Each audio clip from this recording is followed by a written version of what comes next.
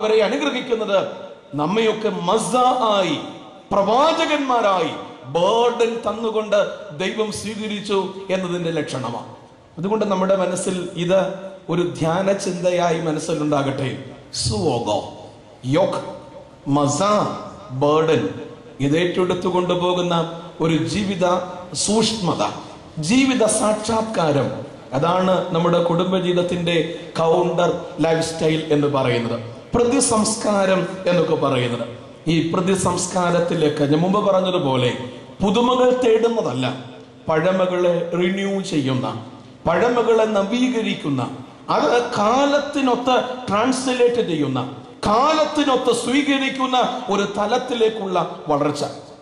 എന്തിന് ഈ 2009 ആണ്ടിൽ നടത്തുന്ന വിവാഹ കൂദാശയിൽ അതിസുന്ദരമായ ഒരു ബ്ലെസ്സിംഗ് ഫോർമുലയുണ്ട്. ഓരോ വർഷവും വർഷങ്ങൾ മുമ്പോട്ട് പോകുന്നുവെങ്കിലും വിവാഹ കൂദാശയുടെ ആരാധനാക്രമങ്ങൾ മാറുന്നില്ല. ചിലപ്പോഴൊക്കെ ചിലർ ചിന്തിക്കാറുണ്ട്, അല്പം കൂടെ കണ്ടംപററി ആയിട്ട് ഈ വിവാഹമൊക്കെ നടത്തേണ്ടുന്നതല്ലേ എന്ന് ചിന്തിക്കാറുണ്ട്. നമ്മുടെ ആഘോഷങ്ങളിലൊക്കെ അല്പം കണ്ടംപററി ആയിട്ടുള്ള മാറ്റങ്ങൾ ഉണ്ടെങ്കിലും ആരാധനയിൽ ഇതുവരെ അങ്ങനെയുള്ള മാറ്റങ്ങൾ ഉണ്ടായതായിട്ട് കാണുന്നില്ല. ദൈവത്തിന് സ്തുതി. വിവാഹ കൂദാശയിൽ അനുഗ്രഹിച്ചുകൊണ്ട് ചൊല്ലുന്ന പ്രാർത്ഥനയാണ്. അവയും തിരുമനസ്സുകൊണ്ട് ഓർമ്മപ്പെടുത്തതുപോലെ നിങ്ങളുടെ പിതാക്കന്മാരായ അബ്രഹാമിനെയും ഇസഹാക്കിനെയും യാക്കോബിനെയും അനുഗ്രഹിച്ച ദൈവം നിങ്ങളെയും അനുഗ്രഹിക്കട്ടെ. എന്താണ് പ്രിയപ്പെട്ടവരെ യാക്കോബിന് ദൈവം കൊടുത്ത അനുഗ്രഹം? ഇതാണ് ഇന്ന് ചിന്തിക്കുവാനായിട്ട് ഞാൻ ആഗ്രഹിക്കുന്ന വേദ ചിന്ത. അബ്രഹാമിനും ഇസഹാക്കിനും കൊടുത്ത അനുഗ്രഹങ്ങളെ കുറിച്ച് പറയാതിരിക്കുകയല്ല. എന്താണ് ദൈവം യാക്കോബിന് കൊടുത്ത അനുഗ്രഹം? ഈ അനുഗ്രഹം എങ്ങനെയാണ് നമ്മുടെ കുടുംബജീവിതത്തിന്റെ എംപവർമെന്റിനായി, നമ്മുടെ കുടുംബജീവിതത്തിന്റെ ശക്തീകരണത്തിനായി ഉപയോഗിക്കുവാൻ സാധിക്കുന്നത് എന്നുള്ളത് ദൈവസന്നിധിയിൽ നമുക്ക് ചിന്തിക്കാം. ഉൽപ്പത്തി പുസ്തകം 35-ാം അധ്യായം 1-2 വാക്യങ്ങൾ ഏറെ സുപരിചിതമായ വേദഭാഗമാണ്. എല്ലാവർക്കും അറിയാവുന്നതാണ്, ഏറെ പ്രസംഗങ്ങൾ കേട്ടിട്ടുള്ളതാണ്, ചിന്തകളിൽ കൂടെ നാം മുൻപോട്ട് നടന്നിട്ടുള്ളതാണ്. അനന്തരം ദൈവം യാക്കോബിനോട്, നീ പുറപ്പെട്ട് ബഥേലിൽ ചെന്നു പാർക്കുക, നിന്റെ സഹോദരനായ യേശാവിന്റെ മുമ്പിൽ നിന്നും നീ ഓടിപ്പോരുമ്പോ നിനക്ക് പ്രത്യക്ഷനായ ദൈവത്തിന് അവിടെ ഒരു യാഗപീഠം ഉണ്ടാക്കുക എന്ന് കൽപ്പിച്ചു. Then God said to Jacob, arise and go up to Bethel, dwell there, make there an altar to a Lord who appeared to you when you fled from your brother Esau. നിന്റെ സഹോദരനായ യേശാവിന്റെ മുമ്പിൽ നിന്നും നീ ഓടിപ്പോരുമ്പോ നിനക്ക് പ്രത്യക്ഷനായ ദൈവത്തിന് ഒരു യാഗപീഠം ഉണ്ടാക്കുക. കുടുംബജീവിതത്തിന്റെ മാസ്മരികതയിലേക്ക് യാക്കോബ് ഉയരുന്നതായി നാം കാണുകയാണ്. സത്യത്തിൽ പറഞ്ഞാൽ വേദപുസ്തക കഥാപാത്രങ്ങളൊക്കെ നമുക്ക് മോഡൽസ് ആയിട്ട് ദൈവം തന്നതാ, മാതൃകകളായിട്ട് ദൈവം തന്നതാ. ആ മാതൃകകളെ കാലത്തിനൊത്തവണ്ണം മനസ്സിലാക്കുമ്പോഴാണ് നവീകരണം ഉണ്ടാകുന്നത്.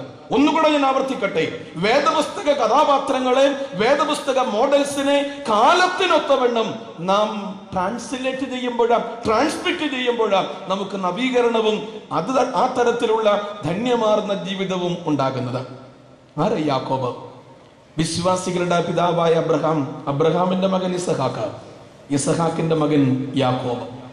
ഏറെ സുന്ദരനായ, ഏറെ തലങ്ങളിൽ കൂടെ സാധ്യതകളുള്ള ഒരു മനുഷ്യൻ. അപ്പനെയും ജ്യേഷ്ഠനെയും കബളിപ്പിച്ച ഹാരാനിൽ അമ്മാവനായ ലാബാന്റെ ഭവനത്തിലേക്ക് യാക്കോബ് എത്തുകയാണ്. അവിടെ ചെന്ന് യാക്കോബിന്റെ ജീവിതത്തിലെ ഒരു വലിയ മാറ്റം ഉണ്ടാകുകയാണ്.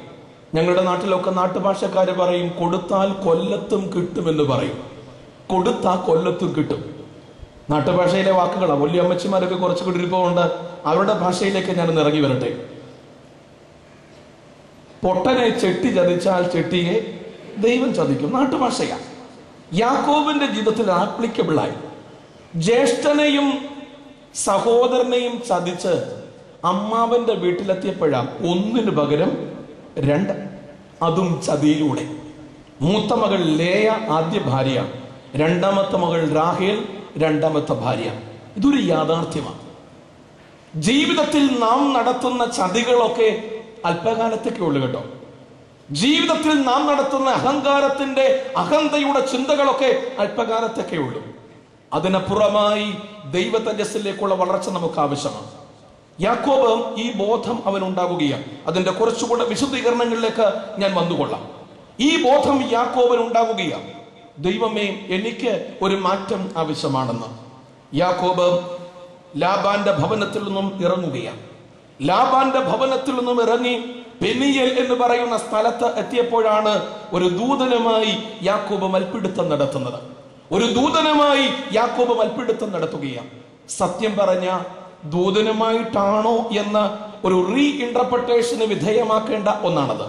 കാരണം സ്വന്തം അഹത്തോടാണ് യാക്കോബ് മൽപ്പിടുത്തം നടത്തുന്നത്.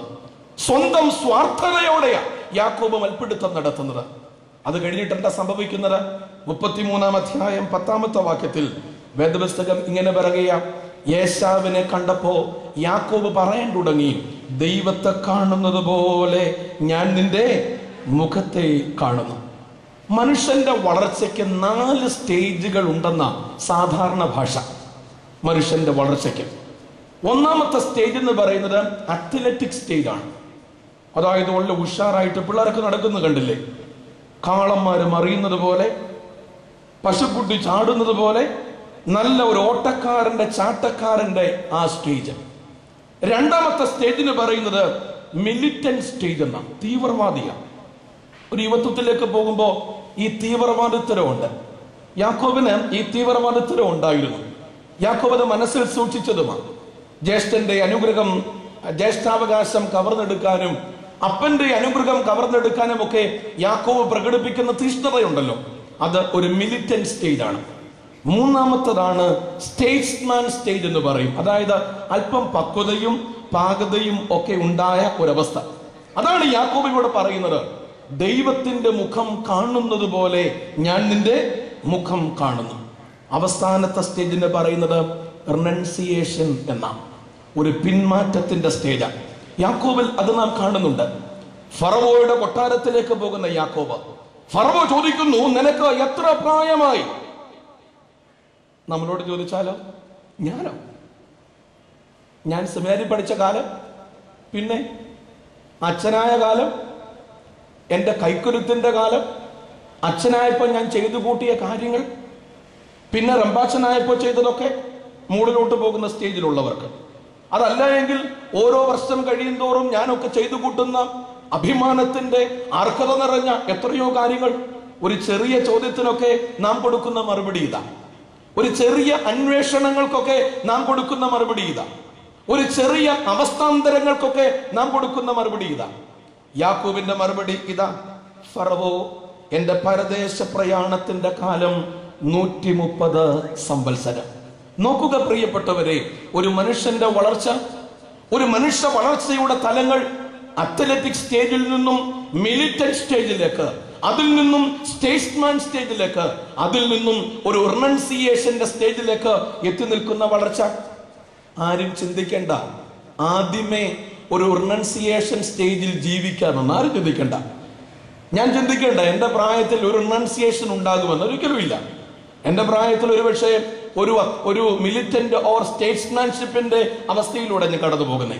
പക്ഷെ ഒന്ന് ചിന്തിച്ചാൽ മതി, എനിക്ക് ഒരു റിനൻസിയേഷൻ ഉണ്ടാകും എന്ന് ഇപ്പോഴേ മനസ്സിൽ ചിന്തിച്ചാൽ മതി. ചിലരൊക്കെ പറയുമല്ലോ, ഞാൻ എത്ര പ്രായമായാലും ഒരു മാറ്റവും ഇല്ല. ആകാതിരിക്കാൻ ഒക്കില്ല.